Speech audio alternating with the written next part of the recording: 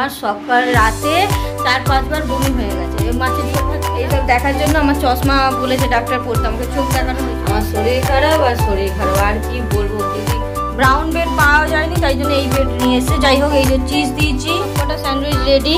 এটা ছেলের, এখানে 3টে স্যান্ডউইচ খেয়ে তারপরে চাও খাওয়া হয়ে গেল। আর এখন আমার মাথা একদম ঠিক আছে। সবাইকে, তোমরা সবাই কেমন আছো? আমি এখানে খুব ভালো আছি। আজকে হলো বৃহস্পতিবার, থার্সডে।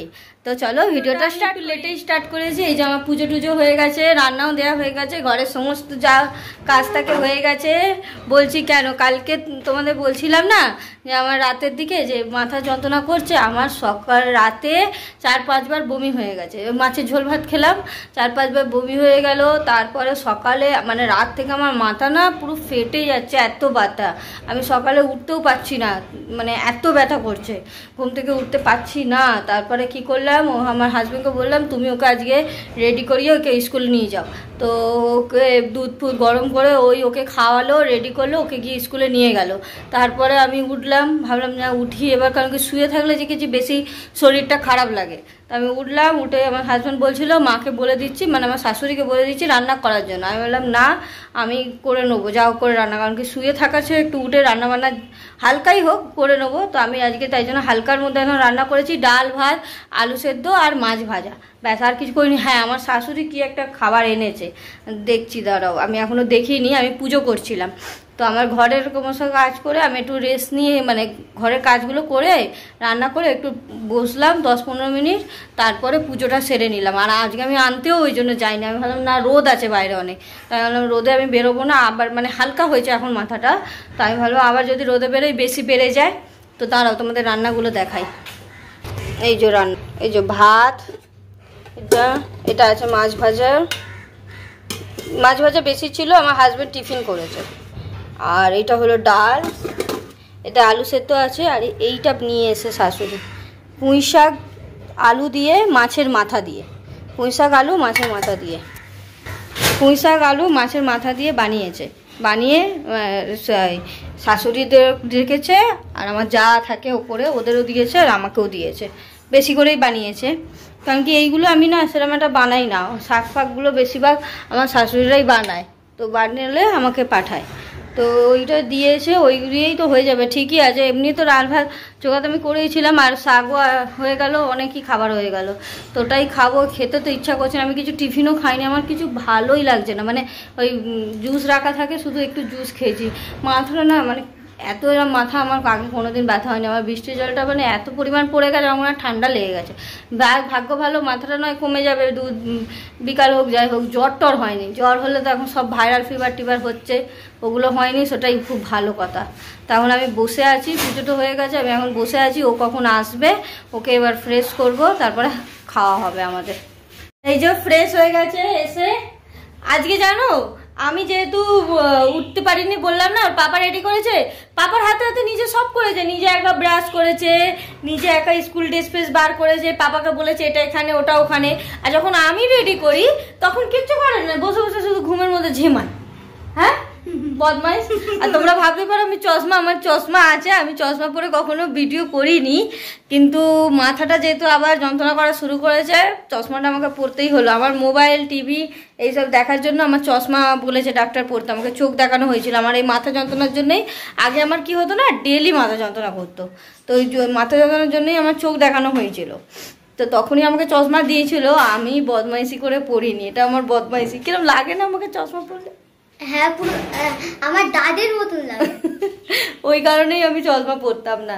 তা এখন একে ফ্রেশ করে দিয়েছি, এবারে সবাই মিলে খেতে বসবো। ওর পাপা একটু বাইরে বেরিয়েছিল, একে ছেড়েই বাইরে চলে গেছিলো, তা এখন এসে গেছে, এবার খেতে বসবো 3 জনে মিলে।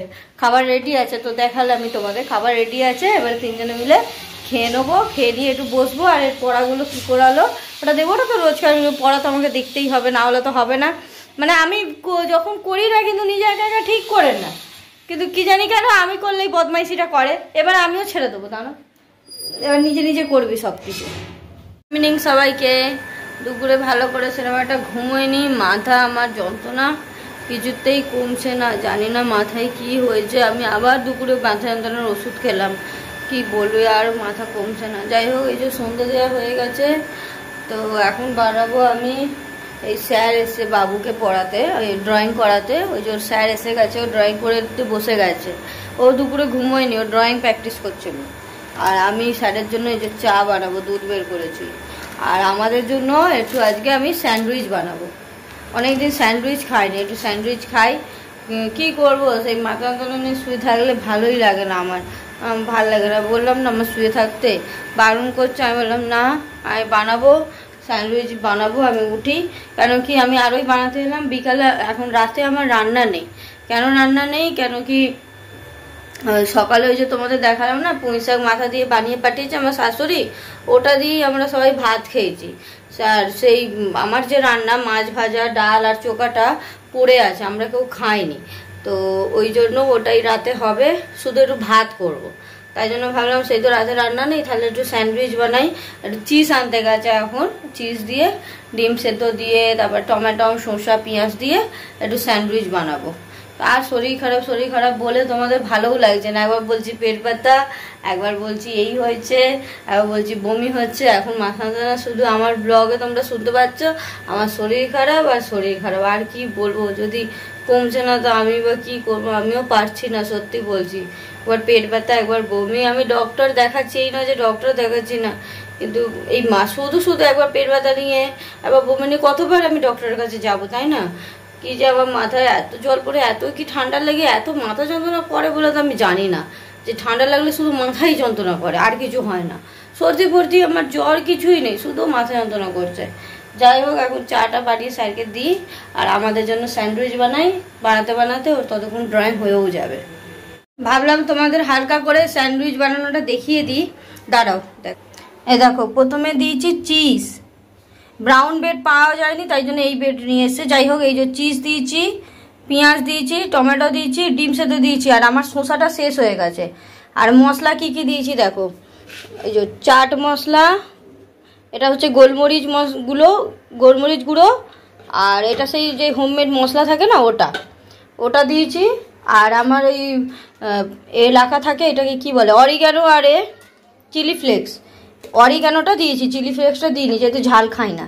তো এটা আমার হাজব্যান্ডের, এটা আমার, আর এটা আমার ছেলে। ও আবার টমেটো, শসা, পেঁয়াজ এসব খায় না, ওর শুধু চিজ আছে আর ডিম সেদ্ধ আছে। তো এবারে আমি এই তাওয়াতে বাটার দেবো, বাটার একটু দিয়ে আর এই স্যান্ডউইচটা বসাবো। আমার স্যান্ডউইচ মেকার আছে, যেটা দেখিয়েছিলাম তোমাদের যখন কিচেন ট্যুর দিয়েছিলাম, দেখিয়েছিলাম, কিন্তু ওটা না ভালো নয়। কি জানি কেন স্যান্ডউইচটা আটকে যায়, মানে ওটা ভালো স্যান্ডউইচ মেকার নয়। একটা স্যান্ডউইচ মেকার পরে কিনবো। যাই হোক, আমি তাওয়াতেই বানাই, ভালোই হয়, খারাপ হয় না। তো তোমাদের দেখাচ্ছি, দাঁড়াও। দেখো আমি বাটার দিয়ে দিলাম, বাটার দিয়ে এইরকম একটা পার্ট না আমি তুলে বসাবো, একটা পার্ট আমি বসালাম, বসিয়ে ওপর পার্টটা এরম করে চেপে দেবো, হালকা করে গ্যাস আস্তে করে এরম চেপে দেবো। নিচের পার্টটা তো বাটার লেগে গেল। এবারে আমি এইরকম নিয়ে বাটার নিয়ে এটা দিয়ে ওপরের পার্টটা লাগিয়ে দেবো।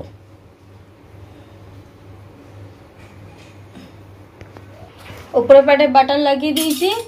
এবার খুন্তি দিয়ে চেপে চেপে এটাকে ভাজবো, চেপে। তাহলে ওই চিজটা যেহেতু আছে না, চিজটা দিয়ে পাউরুটিটা লেগে যাবে। চেপে চেপে ভাজবো।